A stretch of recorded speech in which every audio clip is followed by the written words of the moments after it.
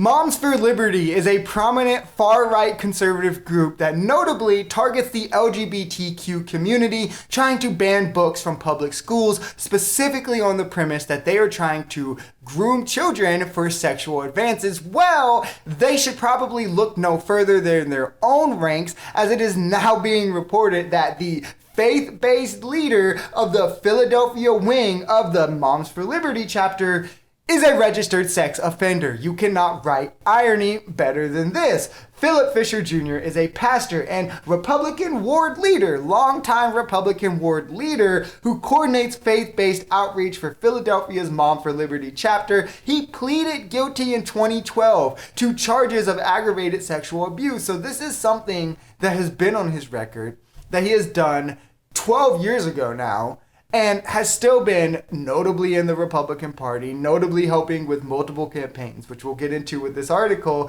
but also has helped Moms for Liberty, which tries to target the LGBTQ community for grooming children, even though there's absolutely, with no evidence, no proof, there's no statistical basis of any of this, it's just prejudice, right? Well, it's just irony when one of their own leaders is what they're trying to say. He's a pastor, a Republican ward leader, also a registered sex offender due to a 2012 felony conviction for aggravated sexual abuse of a 14-year-old boy.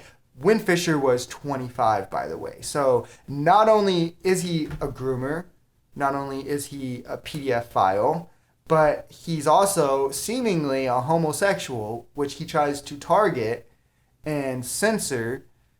I don't get it. It doesn't, you literally can't write it better than this. Not only that, but Fisher insists that he did nothing wrong, even though he pleaded guilty to one of these counts after the investigation, and according to multiple court records. He was in Chicago at the time, but he's from Philadelphia, moved back to Philadelphia, got involved in local politics, so obviously he's just trying to push this to the side. Hopefully nobody notices. He's been the pastor of the Center of Universal Divinity in Olney, and he works with Moms for Liberty, which, as I said, is the conservative organization that bills itself as a defender of parental rights. Really, they just target LGBT groups and try to censor books from schools.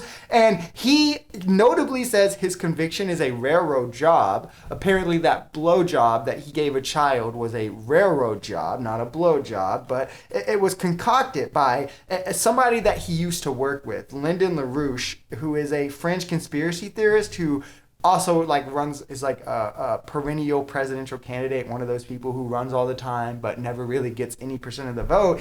He worked for his organization, then called it a cult and said that he was set up while he was trying to break free. And this is how the man targeted him. The chair of the Republican City Committee, Vince Finnerty, who obviously employed this man, said that he was unaware of Fisher's conviction, and when he asked about it he asked the Inquirer about it, he immediately demanded and received Fisher's resignation as the leader of the 42nd Ward, which I believe he got that position after his dad held it first, if I'm not mistaken. I might be wrong there, but nepotism also, if I'm not, I don't know. A national spokesperson for Moms from Liberty did not respond to a request for a comment, so they're obviously also trying to sweep this under the rug real quick and act like it never happened.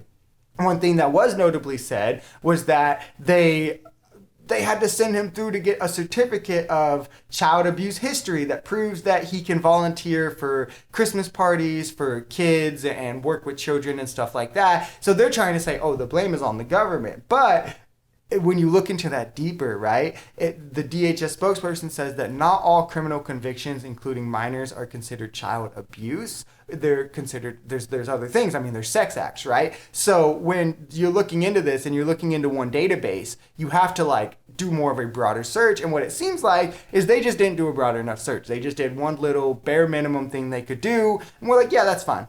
We're all good, and they were just hoping that's enough, which, I mean, admittedly, it's probably enough most of the time, right? It probably checks out on both. But when it doesn't, it's a problem, and you can't put the blame on somebody else because of your own lack of due diligence. I'm just saying. When we go on, it lists, let's first look at his involvement in politics. He's been active in local and national politics. I know that whereas he was at a summit that featured Donald Trump, Nikki Haley, Ron DeSantis. He volunteered at this summit. How do I click that away? Fisher has supported Trump's campaign. He supported Mehmet Oz, which was one of the handpicked Republicans. He had a show, I think, also, but he was one of the handpicked Republicans by Donald Trump that was supposed to lead the red wave that absolutely fell on its face in 2022. He helped campaign with him. He had TV appearances after this. But when we get into the criminal case, when they deal with him in the interview, and what Fisher said to the Inquirer is where it really starts to get a bit odd.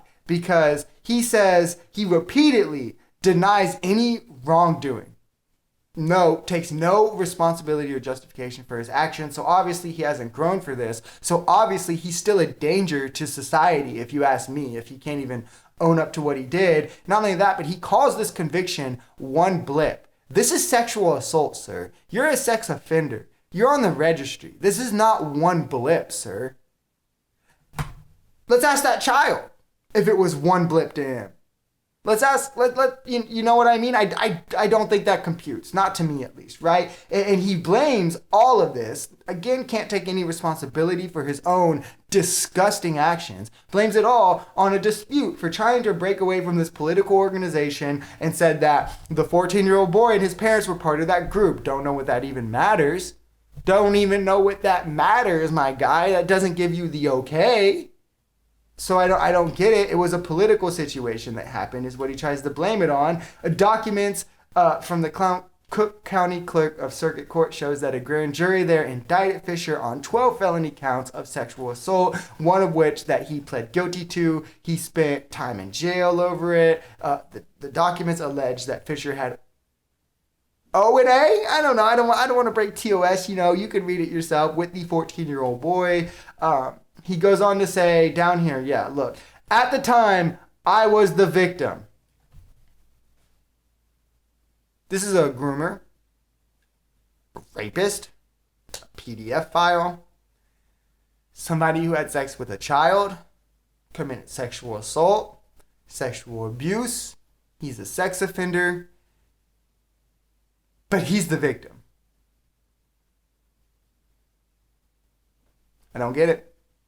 It makes sense to me. And these are the people who wants to target the LGBTQ community. It doesn't make any sense. Not only that, but he has quite the history, right? Quite the history if we look into it, as he was outside of the Chicago church back in 2009 in a protest on behalf of LaRoche's Action Committee. In that, there are photos in which Fisher held a large poster with a picture of then President Barack Obama defaced to add a mustache to look like Hitler.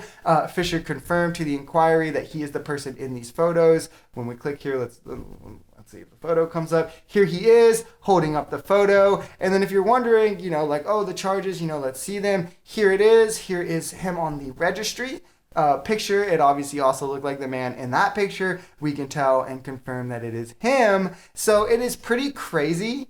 And it also speaks to needing to know who is running and behind these organizations, because obviously a lot of the time the people trying to point fingers at these communities and people have a lot of skeletons in their own closet that they don't want to talk about. If you enjoyed this video, we're Social Society. We're a commentary channel influenced by society, politics, and the economy. We are pretty left-leaning on this channel, but we're open to our right-wingers as well. The biggest thing here is having conversations that get everyone to the bottom of the truth. If that sounds like something that could interest you, consider smashing that subscribe button, leaving us a like, or even commenting on this video, because the only way we become a society is together.